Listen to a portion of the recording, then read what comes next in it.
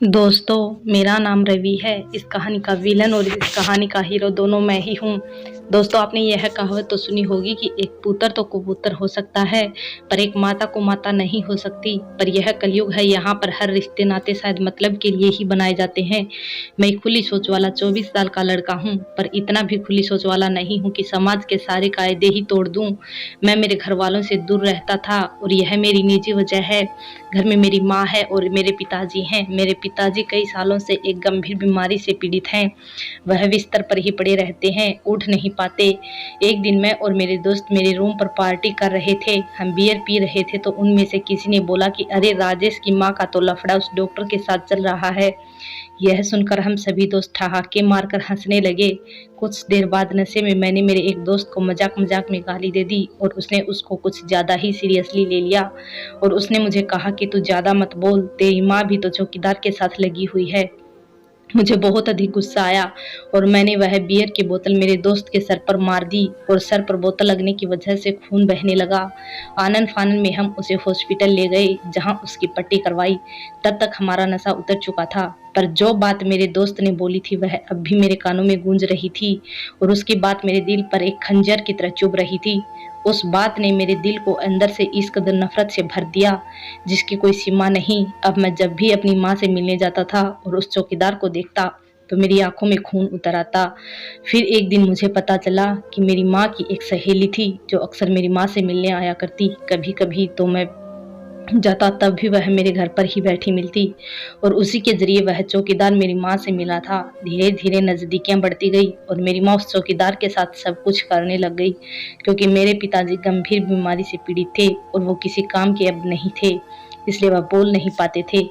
मेरी माँ और वह चौकीदार उनके सामने ही वह सब कुछ करते जिसे मैं बता तक नहीं सकता। शुरू शुरू में मैं इस बात से बिल्कुल अनजान था, लेकिन धीरे धीरे जब यह बात पूरे एरिया में फैलने लगी और मैं जब भी मेरी माँ से मिलने जाता तो वह चौकीदार मुझे छेड़ता कि तेरी माँ कैसी है। उसकी यह बात मेरे दिल को अंदर से छलने कर देती और दिन ब दिन उसके लिए मेरी नफरत बढ़ती जा रही थी। जब मेरे सब पैमाना भर गया तो मैंने एक दिन गुस्से में आकर अपनी माँ को पूछ ही लिया कि तुम्हारा और उस चौकीदार का क्या चक्कर है। तो मेरी माँ ने चौंकते हुए बोला, मतलब क्या है तुम्हारा? तुम अपनी माँ पर शक कर रहे हो? और उसने मुझसे कहा कि बेटा, दुनिया का काम है बातें बनाना। मुझे माँ की बातों को सुनकर यह यकीन हुआ कि मेरी माँ इन सब चीज़ों में नहीं है, पर मेरे दिल के अंदर जो शक घर कर चुका था वह ऐसे जाने वाला नहीं था। एक कहावत है कि जहाँ आग लगती है वहाँ धुआं जरूर उठता है, और यही हुआ। मेरी माँ और उसके चर्चे पूरे मोहल्ले में सब जगह होने लगे। तो मैंने फिर मेरी माँ से इस बारे में पूछा तो मेरी माँ ने कहा कि ऐसी कोई बात नहीं है, तू बेवजह मुझ पर शक कर रहा है। खैर, मैं अपने रूम पर लौट आया और वहीं रहने लगा। एक दिन मेरे रूम पर दोस्त आए हुए थे। हम लोग साथ बैठकर पार्टी कर रहे थे और जैसे ही मैंने बियर पी और बियर पीते ही मुझे उस दिन वाली बात याद आ गई और मैं रात को 12 बजे अपनी माँ से मिलने निकल पड़ा, क्योंकि मेरे दिल में जो शक घुस चुका था मैं उसे कन्फर्म करना चाहता था और मैं चाहता था कि यह सब झूठ हो। खैर, मैं अपने घर बिना बताए पहुंचा और गेट को खुलवाए बिना पीछे की खिड़कियों से घर के अंदर गया और बिना पैरों की आवाज़ किए माँ के दरवाजे को खोलकर लाइट जलाई। जो दृश्य देखा उसे देखकर तो मेरे पैरों के नीचे से जमीन खिसक गई, क्योंकि जिस चीज का मुझे शक था वही हुआ। मेरे पिताजी पास में सो रहे थे या शायद वह जाग रहे थे, पर बीमारी की वजह से कुछ भी नहीं कर पा रहे थे और उनके सामने ही मेरी माँ बिना कपड़ों के चौकीदार के साथ सोई हुई थी और यह देखकर मेरा दिल घृणा से भर गया। मैंने किसी तरह खुद को कंट्रोल किया और बाहर बरामदे में आकर बैठकर रोने लगा। कुछ देर के बाद चौकीदार बाहर निकला और फिर मेरी माँ ने मुझे शांत करने की कोशिश की तो मैंने उसको बहुत सारी गालियां दी और वापस अपने रूम पर आ गया। अब मैंने माँ से मिलना बिल्कुल छोड़ दिया था। मेरी माँ के साथ चौकीदार को मैंने इस हालत में देखा।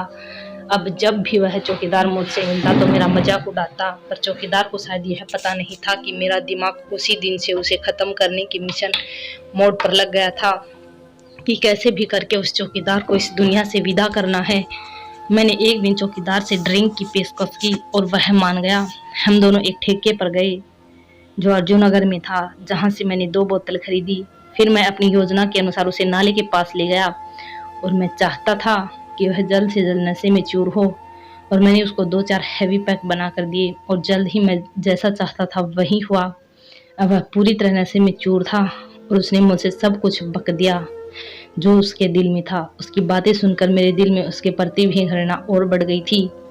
अब मैंने एक पत्थर लिया और उसके सिर पर दे मारा और उसी वक्त काम तमाम हो गया और उसका गुप्तांग भी काट कर उसी नाली में फेंक दिया और वहां से चला गया।